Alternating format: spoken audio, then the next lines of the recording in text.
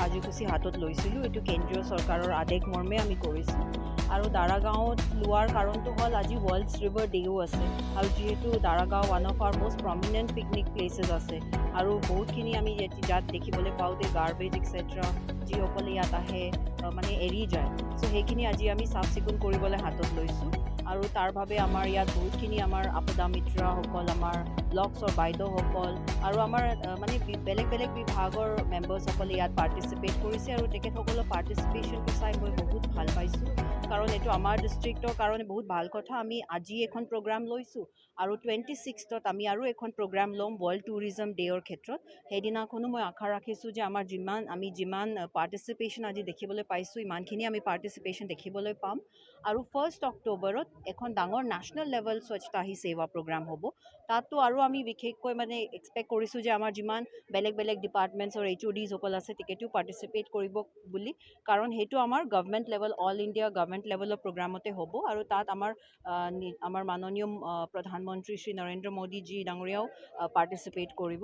চ' সেইটো মই আশা ৰাখিছোঁ যে চবেই আজিৰ মানে এক্সপিৰিয়েঞ্চটো ভাল পায়, আকৌ 26তটো আৰু 1sto সেইখিনি পাৰ্টিচিপেশ্যন কৰিব বুলি মই আশা ৰাখিছোঁ।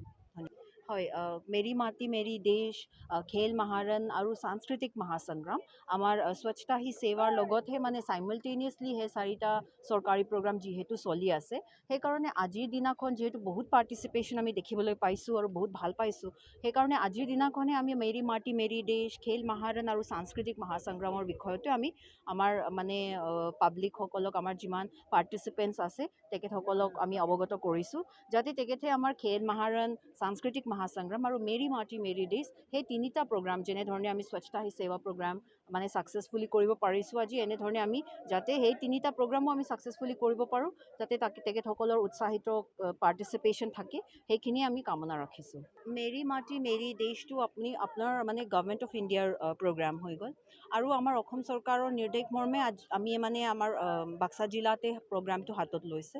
আৰু আপুনি প্ৰগ্ৰামৰটো মূল বিষয়টো জানেহে, মানে আমাৰ যিমান ঘৰে ঘৰে আমাৰ গাঁৱেৰে মাটিটো লয়, সেইটো আমাৰ দিল্লীত যিটো প্ৰধানমন্ত্ৰী ডাঙৰীয়াই তাত মেমৰিয়েল মানে বনাব, আৰু আমাৰ তাত কৰ্তব্য পাতত যিটো অমৃত বাটিকা বনাব, তাত আমাৰ ঘৰে ঘৰে মানে গাঁৱৰে মাটিটো তাত যাব লাগে বুলি যিটো প্ৰেৰিত হয় প্ৰগ্ৰামটো হাতত লোৱা হৈছে। আৰু মই আশা ৰাখিছোঁ যে বাক্সা জিলাসকলৰ মানুহসকলে মানে গৌৰৱিত হ'ব যে আমাৰ ইয়াৰ পৰা মানে বাক্সা জিলাক মানে গাঁৱেৰে যিটো মাটিটো যাব, সেইটো মাটিটো গৈ দিল্লীত যাই পাব, আৰু তাত মেমৰিয়েল আৰু কৰ্তব্য পাতত মানে তাত মানে থাকি যাব।